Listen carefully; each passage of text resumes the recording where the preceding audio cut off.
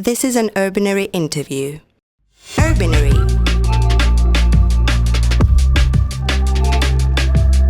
The podcast exploring how we understand and live urban spaces. So, good morning everyone. Today we're interviewing Sarah Gainsforth. Sarah is a freelance writer and an independent researcher. She writes about urban transformations, housing, urban inequalities, gentrification, and tourism. So, hi Sarah, thank you very much for being here today. Hello, thank you. Hello. To start, would like to ask you to present yourself. So, what are your research interests and how did you start working on these? Yes, thank you. I'm interested in researching the impacts of tourism and other, I would say, economic activities which tend to extract value from the land, basically. And so to look at different economic activities, and I began working on housing specifically in Rome, where I used to live around 2016, 17, just looking at the transformation taking place with the rise of short-term rentals, Airbnb. And so that was the beginning of a long process of looking for the data, how many Airbnbs, how many homes were being transformed into tourist rentals. And so it went from there. And so I just continued studying the impact of tourism now, today, not only in urban centers, but also in mountain areas where I have, in the meantime, moved myself to live. So basically, my main interest is on housing, and then tourism follows, which is funny because often people tend to think I'm an expert in tourism, but I'm not. I mean, that's only because I look at the impacts that tourism has on the land and on how we live, how we inhabit place. Mm-hmm. Thank you. So, in association with our episode on tourism and mega events, we read your article on Lucy that is called La montagna non è una luna park. So the mountain is not an amusement park. So in your article, you discuss ski tourism as a form of mass tourism that has significantly transformed mountain territories since the second half of the 20th century. Could you please provide us with your own definition of mass tourism? Yes, I would say it's a phenomenon which is closely linked. I mean, it's the expression of basically of consumer society, and so of a kind of society based on an economic structure that arose especially after World War II. So it's the result of a series of processes of technological advances which took place in transport, for example, mobility means, but also on the whole, it's the result of, the system that arises with mass production, and so it's a whole new culture where you have more free time, you have paid free time, so you have vacation. So basically, tourism becomes a mass practice. It's not just the elite that can travel and see the world. So this is the main, of course, shift behind the growth of mass tourism. It's this economic prosperity, increased availability of time, of credit, of and all this, and so this has had a direct impact on places, and I'd say there's been another big shift in the past maybe 20 years with new technological advances, and I already quoted one of them, which is digital platforms mediating short-term rentals. So every time we witness this kind of one kind of technological advance, the number of international tourists just grows and grows and grows, and low-cost airlines is another advancement, like Ryanair. And so this the creation of a new kind of offer just prompts the demand. I think this is one interesting point where people tend to think that there's this pre-existing demand for low-cost tourism, for example, and then the innovation comes along and makes this possible, where actually, I mean, the story behind Airbnb, which I researched at length, proves that often these new innovations, such as Airbnb, are created. Airbnb, for example, was created in a startup incubator in Silicon Valley, and so that prompts, a new offer, which then in turn spurs tourism. So I think that's also interesting to look at when we talk about mass tourism. It's also the result of this kind of endeavors, I would say. Mm-hmm. Yeah, absolutely. So if we focus on mountain territories, contrary to alpinism and trekking, in which the activity consists in the slow ascent of the mountain, skiing has more to do with descent and speed. And in your article, you argue that ski tourism is one of the first forms of immaterial and experiential tourism, which fundamentally changed the way we perceive mountain landscapes. What are the main immaterial aspects of this change? Yes, this is interesting. How I actually, this is a concept I read in Antonio De Rossi's monumental work on the Alps. It's called La costruzione delle Alpi, and he talks about how skiing changed the experience of that we have of the mountain areas, and so then this changed the mountains themselves. So skiing is much more focused on the experience than on the physical destination. I mean, people go to places to ski; they don't go there just to see that destination. So this is one main point. So places become settings for this experience, and so they kind of lose importance. And so this is the big change that you mentioned, which takes place with the descent and speed. It changes the whole experience, which was it used to be a very difficult experience, to climb up a mountain, and this changes completely. And so mountains become places of leisure, of fun, of adventure, of thrill, and so this changes our whole perception of the mountain area very radically.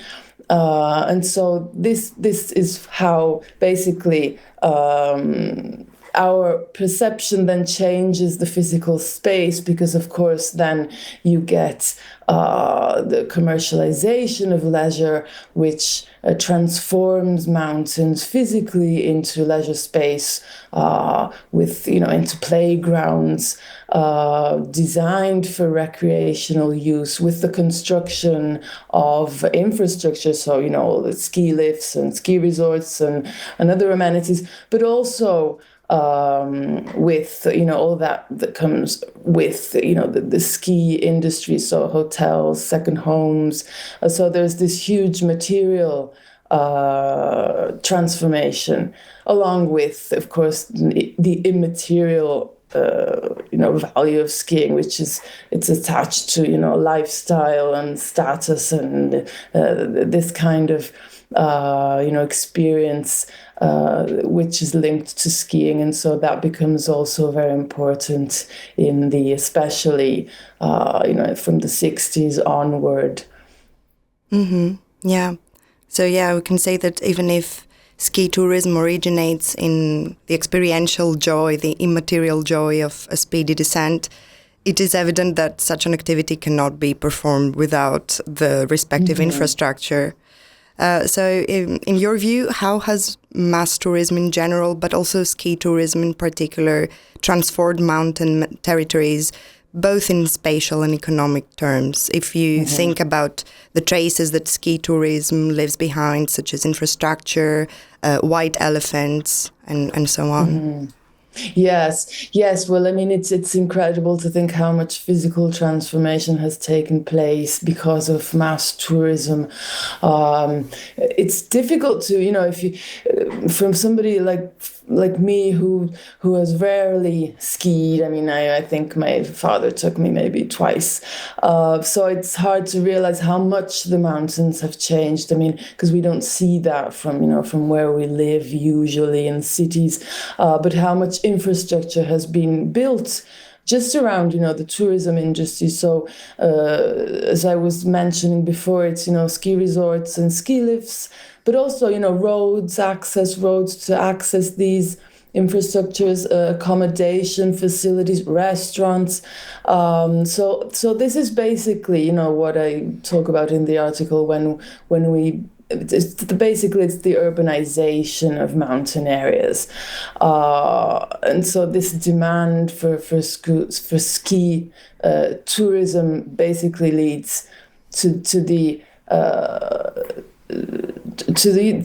urbanization of this kind of model to be transposed into this natural environment. And this leads today, we also see the effects of this in terms of overcrowding and just basically the loss of character of these natural settings.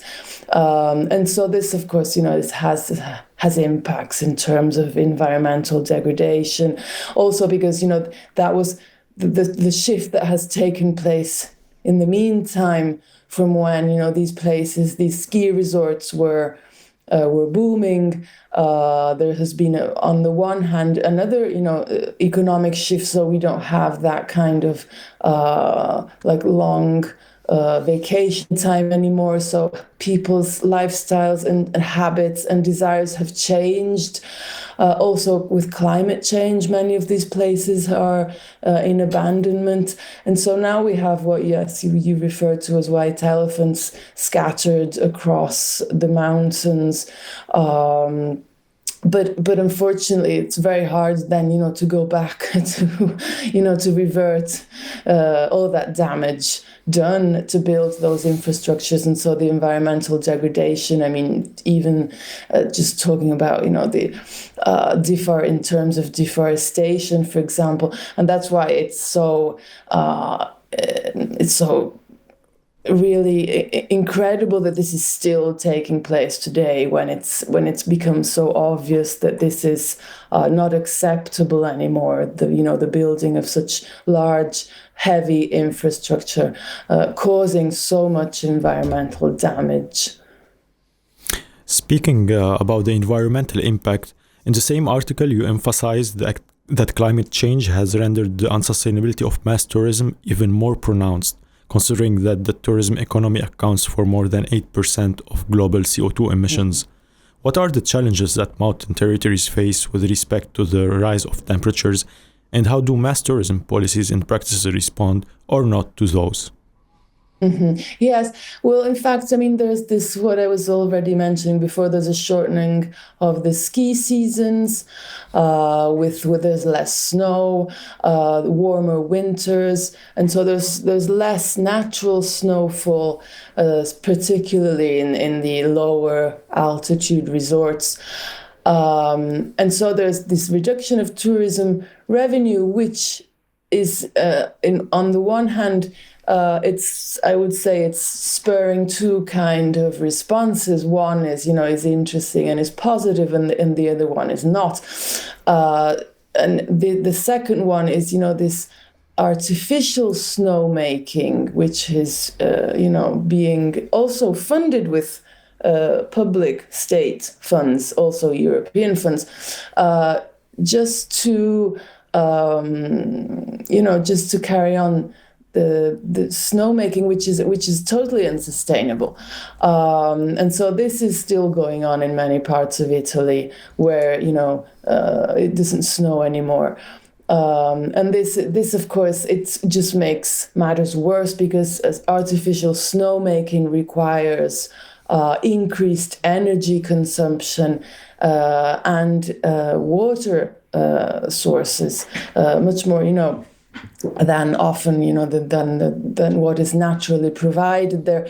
And so this is just, it just means more and more, carbon emissions and environmental degradation. And so it's just accelerating, actually, what, the cause of the shortening of the ski season, which is, climate change. And climate change, is spurred by higher carbon emissions.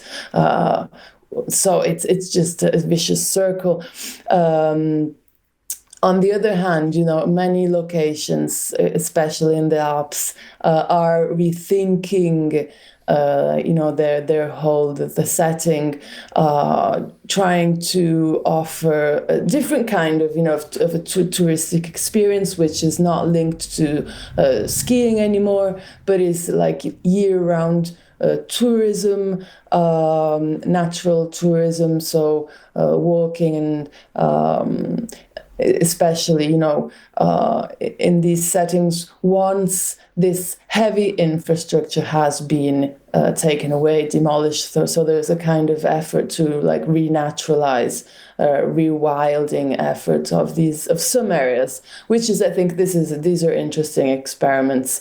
They're trying to actually imagine, a different kind of experience we can have, and go back, to, that's why we call it, slow tourism, go back to an experience which is a lot more in contact with space, with these places, and respects them a lot more, and also by diversifying activities which can be promoted, like hiking and mountain biking and all this wellness tourism.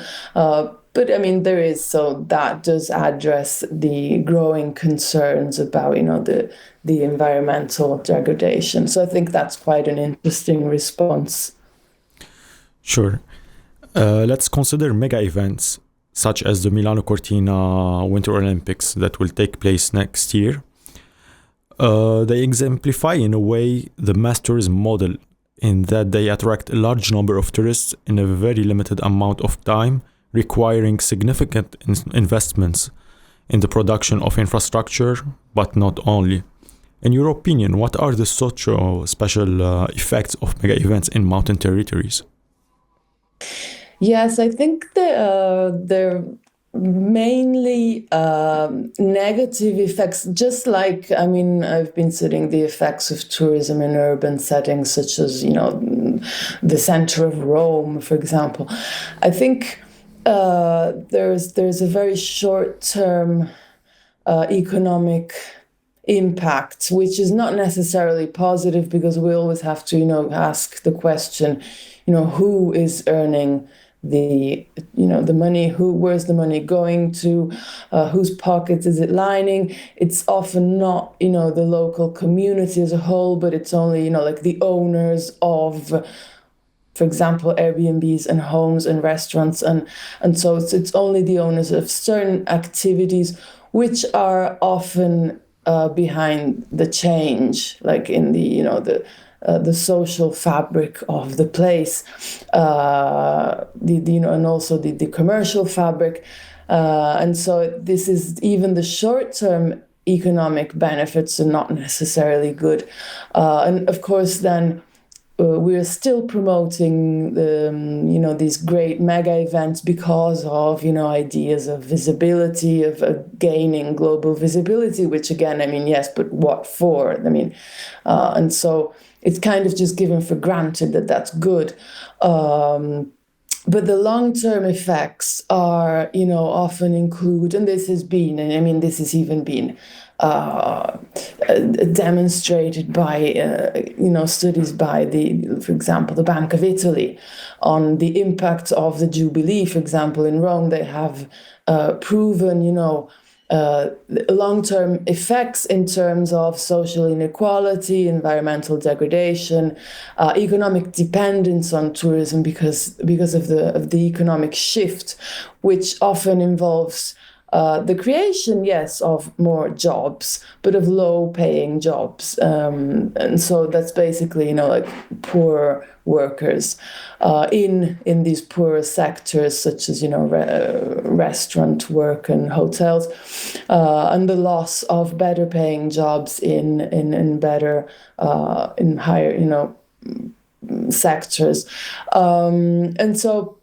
In general, I mean, even in rural areas and mountain areas, the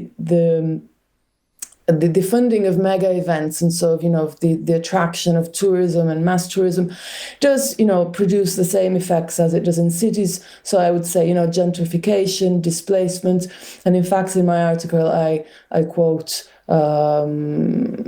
a group of a collective of people, of young people living in Cortina, who complain about these negative effects of tourism, saying that this is not bringing new opportunities for the people living in Cortina. But on the contrary, it's kind of impoverishing the city, because they're losing public services with this change of function of the city, which is just becoming like a tourist city. And so it's becoming increasingly difficult to live there because of the increased cost of living, rising property values that are pushing the locals out of their homes.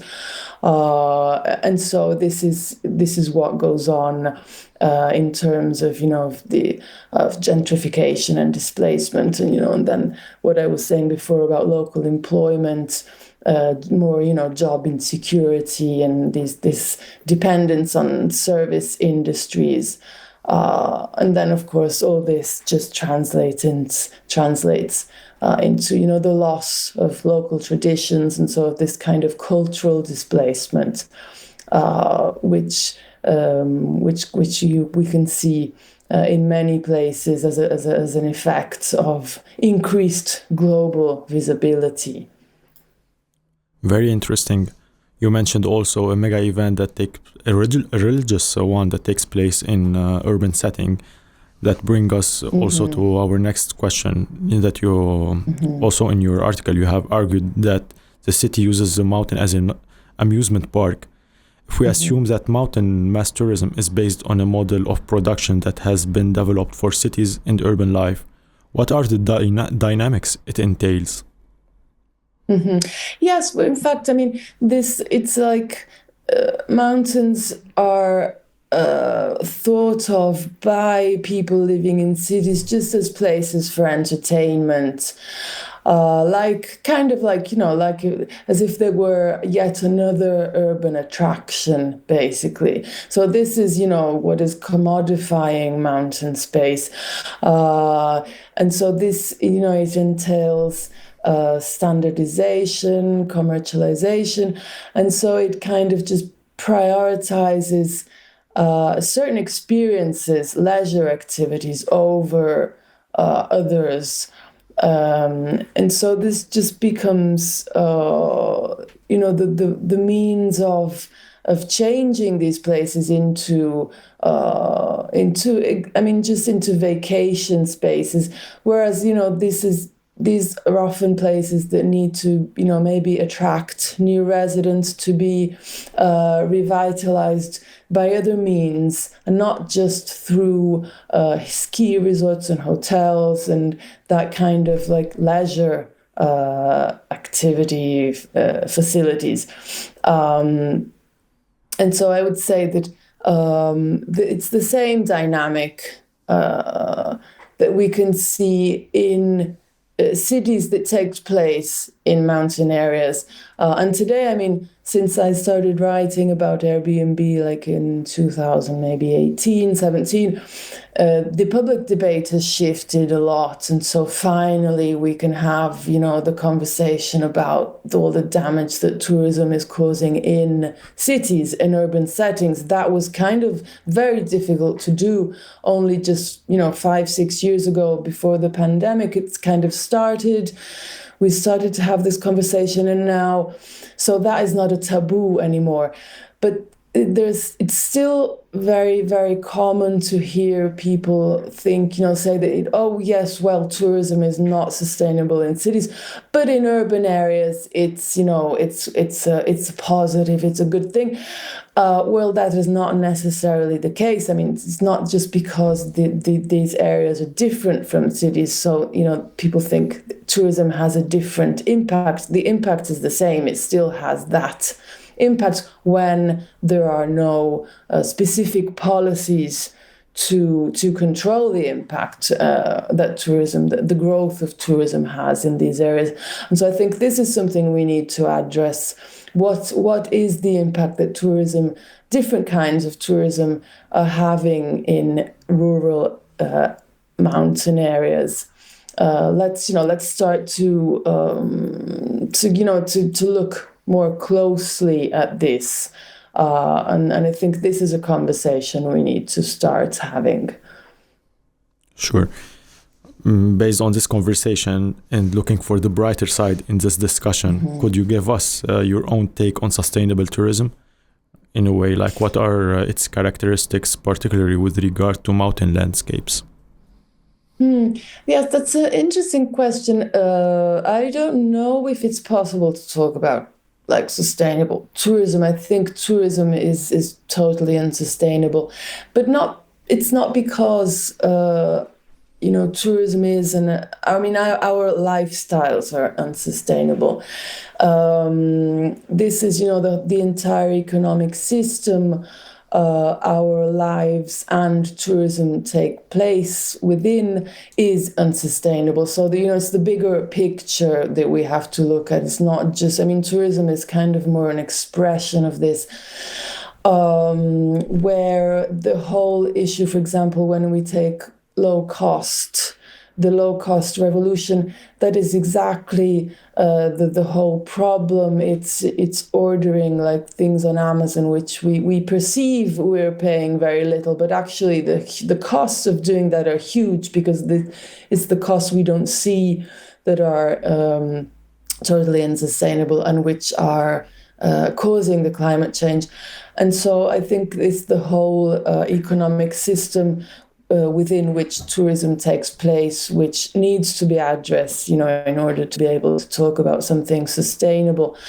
Of course, there are kinds of tourism which are much more, which have a lower environmental impacts concerning resource consumption, mobility, leisure, which don't alterate, land and preserve natural features. Of course, there are that kind of, I would say, on the supply side, the creation of these experiences is a very positive thing. But I think on the whole, I tend to think like more and more that what people are looking for when they want to, escape the city and go into rural mountain areas is actually like escaping capitalism itself. And so maybe we should work on that instead of just, providing yet another capitalist answer to the desire to escape this unsustainable system. This is all very interesting. So we have a final question for you. If ski tourism and generally mass tourism are characterized by speed and consumption, as we said, slow tourism advocates for a reconceptualization of space and time on the basis of slowness. So do you think that slow tourism constitutes an opportunity for restoring mountain territories on a local socioeconomic scale, but also in terms of the tourist experience itself? Oh, yes. I do think these are interesting, positive opportunities for restoring mountain territories, for changing, the kind of experience and impact we have there. We can imagine different activities that can foster local, economic development and not only have this like predatory, nature attitude. We can promote, of course, more sustainable tourism practices, and encourage, by doing so, we can encourage deeper interaction with this environment. And I think maybe, it's just time to kind of to listen more than kind of fill in silence and these like what are perceived as empty spaces. And I think, people have there is a shift in attitude, and people are ready to have a more what we call slow tourism, kind of a shift towards more responsible and conscious travel. I think people are ready for that, but of course we still have we have a variety of demands. So when we look at the tourist demand, and so I think it's important to have like policies in place to ensure that there's always this class issue behind often, which is not specifically addressed, but it's always there. When we talk about how to reshape the demand and the supply of touristic activities, there's often a class element, and so on the supply side and the policy side, there is this tendency to try to foster what they call in Italy high quality tourism, luxury tourism, which just means you kind of want to cater to high spending, luxury, richer tourists, and kind of phase out poor tourism. But I think it's very important also at times of climate change to create an offer for poorer people, especially people living in cities that are less and less livable because of climate change. I think this is a very important issue. We need to start, to think how can people living like, where I used to live in the center of Rome, which is unbearably hot in August. What are the options for people who don't have enough money to go on vacation? So we need to, think about also forms of access to resources and territories, not just on the basis of personal wealth. So that discussion also, I think, needs to go hand in hand with the discussion on more sustainable tourism practices. Absolutely. Thank you very much, Sarah. You've given us a lot to think about.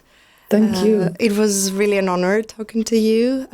Thank you again. Thank you, Sarah. Thank you. Thanks a lot. Urbinary is produced in collaboration with Polyradio and the Department of Architecture and Urban Studies at Politecnico di Milano.